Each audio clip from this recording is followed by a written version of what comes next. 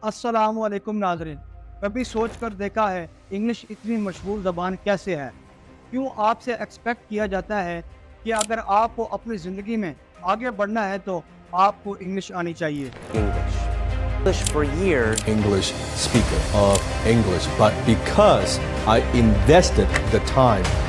ये तो सिर्फ पाकिस्तान में नहीं, दुनिया में ज़्यादातर मुल्कों में ये एक्सपेक्ट किया जाता है। आपको अपनी नेशनल ज़बान के अलावा कम से कम इंग्लिश तो बोलनी आनी चाहिए, वो भी कम से कम। क्या ऐसी ख़ास बात है इंग्लिश में कि दुनिया में सबसे ज़्यादा पावरफुल, सबसे ज़्यादा ताकतवर ज़बान समझा जाता है? क्यों ये दुनिया की सबसे ज़्यादा ग्लोबल लैंग्वेज बन चुकी है? और जानेंगे आज की इस वीडियो में।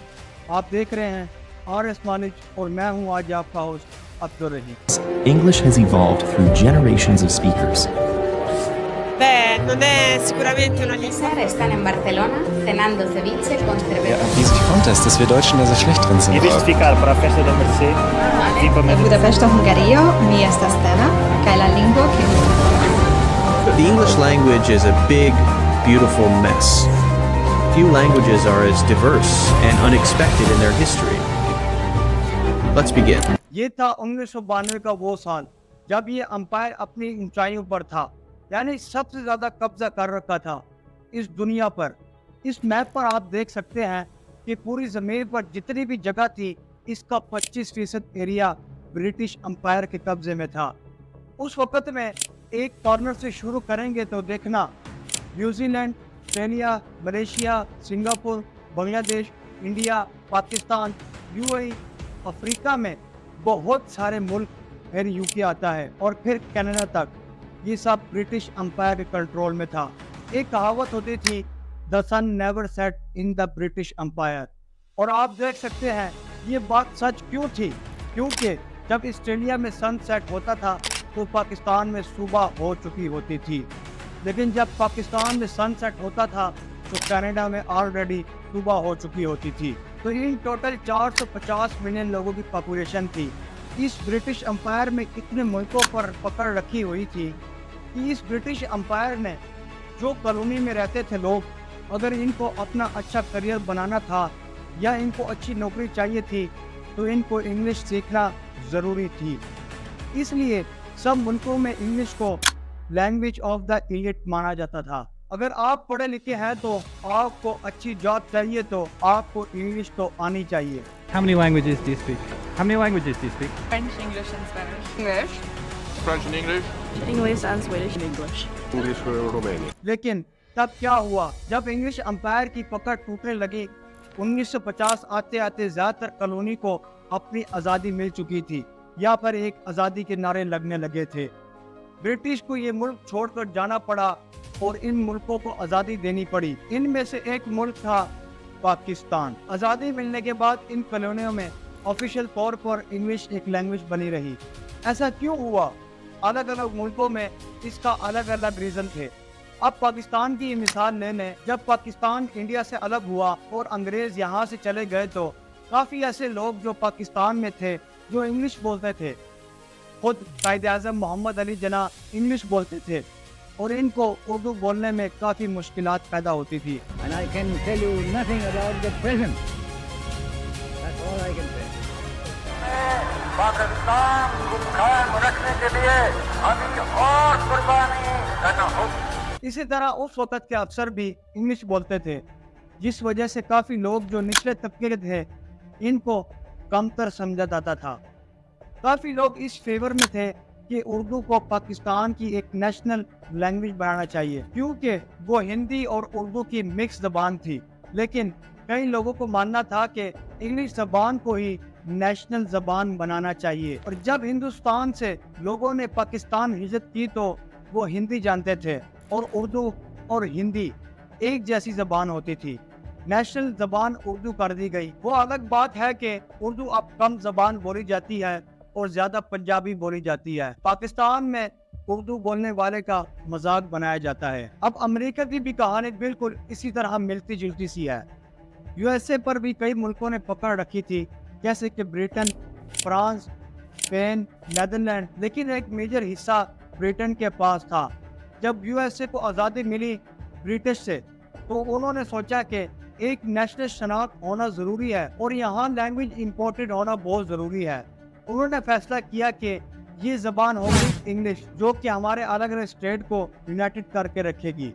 یہ سن کر آپ کو حیرانگی ہوگی کہ دوستوں اس ٹائم یو ایس اے میں کئی زبانیں بولی جاتی تھی، فرینچ، اسپینک، ڈانچ، جرمن، لیکن انگلش کو ہی سب سے زیادہ اہمیت دی جاتی تھی۔ اس حد تک اہمیت دی گئی کہ 20ویں صدی کے شروع میں ہی کئی اسٹیٹ نے بین کر دیا، باقی فورن لینگویجز میں اسکول میں پڑھانا شروع کر دیا۔ یہ صرف 1923 میں تھا۔ یو ایس اے کی سپریم کورٹ نے پرائیویٹ لینگویج کے انسٹرکشن کو اسٹرائک ڈاؤن کیا۔ دوستوں اچھا، ابھی تک جو میں نے آپ کو کہانی بتائی ہے، اس سے یہ تو ایکسپلین ہو جاتا ہے کہ جن ملکوں کو برٹن نے قبضہ کیا تھا وہاں انگلش بولی جاتی تھی، لیکن دنیا میں باقی کنٹریوں کا کیا؟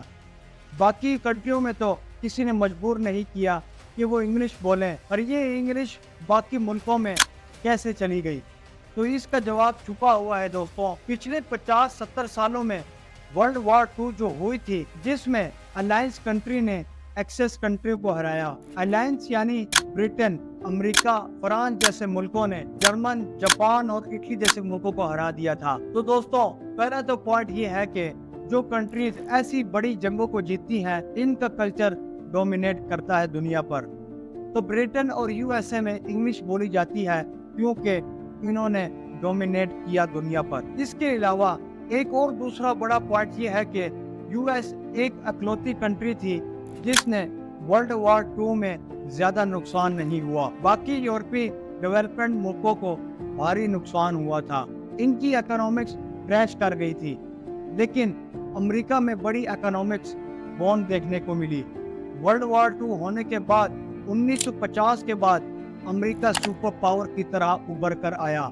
اس وجہ سے امریکہ کی بزنس پوری طرح پھیلنے لگے، دنیا کا ٹاپ بزنس اسکول انگلش میں پڑھانے لگے، انگلش ایک زبان بن گئی۔ ٹریڈ اور بزنس کے لیے میوزیکل جتنے برانڈز تھے وہ انگلش میں کام کو ریلیز کرنے لگے اور دنیا بھر میں مشہور ہونے لگے۔ ساتھ ہی ساتھ بالکل ایک ایسی چیز دیکھنے کو ملی، فلم میکر کے ساتھ ہالی ووڈ فلمیں ایک گلوبل بن گئی۔ امریکہ کے پاس بیسٹ ٹیکنالوجی تھی دوسروں کے مقابلے میں، جس سے امریکہ کا کلچر دنیا میں بہت تیزی سے پھیلا۔ دوستو ورلڈ وار 2 ایک بہت امپورٹنٹ ریزن بتایا جاتا تھا۔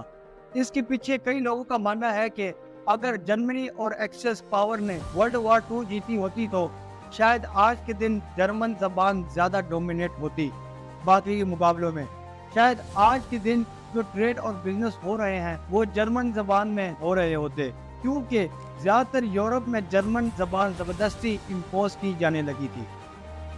یورپین کنٹری پر اگر ہٹلر کی جیت ہوئی ہوتی، لیکن صرف یہ ایک تھیوری ہے، اصل میں کیا ہے بتانا تھوڑا مشکل ہوتا ہے،